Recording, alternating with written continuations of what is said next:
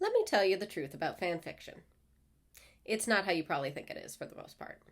From my understanding from media and social assumptions, it seems that most people believe that all fan fiction is just poorly written smut. And some of it is, but that's not exclusively what it is. Webster's dictionary actually defines fan fiction as stories involving popular fictional characters that are written by fans and often posted on the internet. That's it. That's all fan fiction really is. Fans writing stories about their favorite characters. And I've read some amazing fan fiction, written better than some novels, with plenty of wonderful general audience stories. Fan fiction is actually what got me back into writing. I'd recently gotten very invested in the Good Omens fandom. I had read the book when I was in college, and I watched the first season when it came out, and I loved it. Then season 2 came out, and that quickly became my favorite show. So I wanted to absorb even more Good Omens content, so I started watching all the interviews with the cast. I was watching one with Michael Sheen on the Graham Norton Show, and the host, Graham Norton, was discussing the Good Omens fan fiction, trying to joke about how all fan fiction is raunchy. And Michael Sheen just kindly shuts him down, saying no. But it's kind of amazing. I think it's a fantastic thing. The fact that people sort of were a bit weird about it, I think is wrong. It's such a love of the show, and it shows such commitment to it. I think it's wonderful. And I'm watching this and thinking, yeah, that is amazing. And so a little later on, I'm rewatching Good Omens and just looking at the set of Aziraphale's bookshop and thinking, wouldn't it be cool to be a kid and discover this awesome bookshop? So with this thought and the recent encouragement of fan fiction is great, I realized that it would make a great story to have a young girl discover Aziraphale's bookshop and fall in love with it and just start hanging out in there like it's a library. All the while with the story of Good Omens going on in the background. So I started writing, and I just kept writing, page after page. It was the most I had written in such a long time. I had taken a minor in creative writing in college, so I wrote stories for those classes, but in the 10 or so years since college, I really hadn't gotten back into writing at all. And here I'm filling up notebooks with this new story idea. Every other time I had tried to start writing again, I had pulled out my computer and maybe wrote a sentence or two, but then got discouraged again. I realized every time I went to write, I would get way ahead of myself and think about it as writing the final draft, basically. This set me up for failure right away. When you're just getting the story out the first time, it's probably not going to look anything like your eventual finished product. And that's okay. The first draft is just you telling yourself the story. I don't even call the initial version the first draft. It's the stupid draft. I have another term for it, but it's less YouTuber friendly. So, the initial draft should be stupid and fun and not follow any technical writing rules. It just has to exist. Then, with your first edits, that's the first draft. And your final product may be the 5th draft or the 105th draft. It doesn't matter. But I found I was limiting myself by putting myself up to the standard of a final draft while writing my stupid draft. And that's never going to work. And that's why I think fan fiction really helped me to start writing again. It was just for me. I wasn't thinking about eventually publishing it or anything.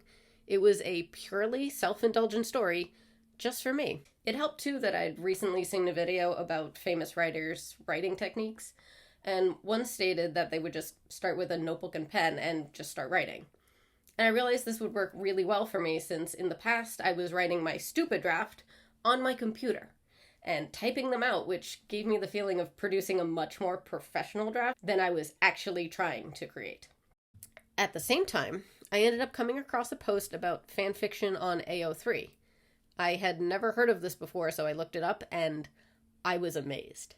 AO3, or Archive of Our Own, is an archive of just fan fiction. Any type, any genre. I was awash with millions of stories written by people who loved stories. I felt like a kid in a candy shop. And then I realized I could contribute to it as well. Now, I had a goal for my stories, somewhere I could put them so I wouldn't just feel aimless filling up notebooks. So, I bought a pile of dollar store notebooks and started writing. My stupid drafts would be written with pen on paper, and then I would type up my first draft from there on my computer, editing as I went.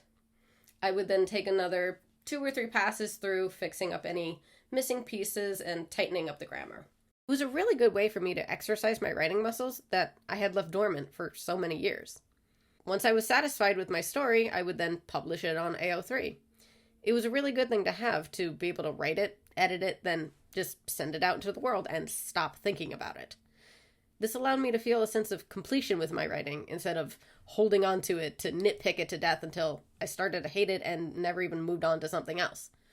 I actually started with a series of stories set in the Good Omens universe, with the 2 main characters meeting up periodically throughout different time periods. This was a really good writing exercise for me because each story was essentially the same, with them meeting up, hanging out, just in different time periods. So I had to work on how to describe basically similar scenarios with different verbiage. It was actually pretty fun to challenge myself to come up with different descriptors for similar events. And I would recommend this as a writing exercise to anyone. Just take a story plot, write the story, then change 1 or 2 things about it, like setting or time period, and then write it again and again, with different descriptors and verbiage each time. Think about the theme for that version, and pick words to fit that theme so that it's unique to that one version.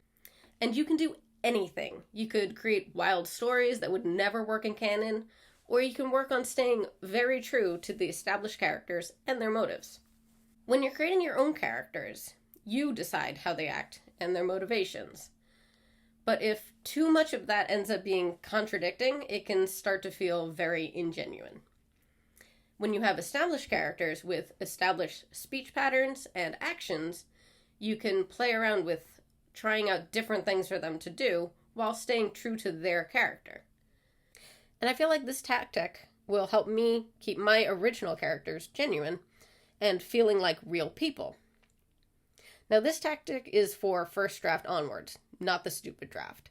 That draft's where you just write everything down that you want to happen in the story, and in the editing process, you can go through and see if any of the actions or dialogue contrasts with each other, and go through and pick which ones you like and change the ones that don't fit, and fit them to the style you've decided for your character.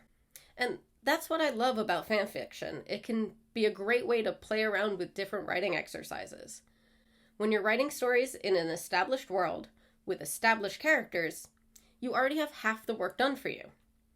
You have the full characters, their settings, and their motivations. It's a whole sandbox world. Now go play. I hope you all have a better understanding of the truth about fanfiction and how it can be a wonderful means of writing exercises and learning how to play around in your initial stupid drafts of writing. Let me know your experiences with fanfiction and if you plan on trying any of these writing exercises for yourself. Make sure to like and subscribe, and stay tuned for more writing videos, including my vlog about my current writing journey. Until next time, I hope you all have a wonderful day.